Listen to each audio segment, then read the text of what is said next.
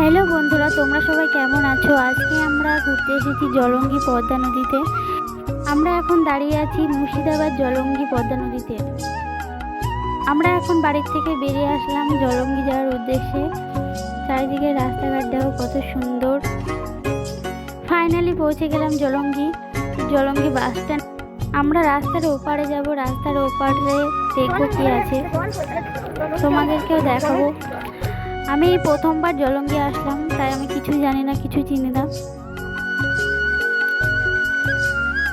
এই যে এখানে লেখা আছে আই লাভ জলঙ্গি। তারপর আমরা ভেতরের দিকে চলে যাব, পদ্মার দিকে চলে যাব, নদী।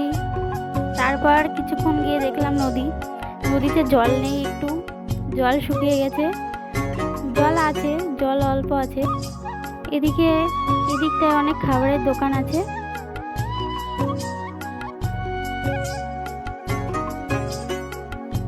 এই যে বন্ধুরা, কত সুন্দর পদ্মার পাড়টা। আমাদের পদ্মার এই পাড়টা ইন্ডিয়া আর ওই পাড়টা বাংলাদেশ।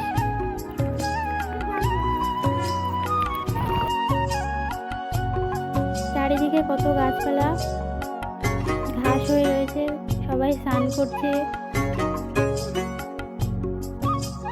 কেউ কেউ আবার মাছ ধরছে। তারপর আমি জলে নেমে পড়লাম। প্রচন্ড গরম লেগে গেছিল, খুব গরম। তাই মুখ ধুয়ে নিলাম একটু। তারপরে এই দাদার দোকানে আসলাম, সবাই মিলে মোমো খেলাম, রোল খেলাম।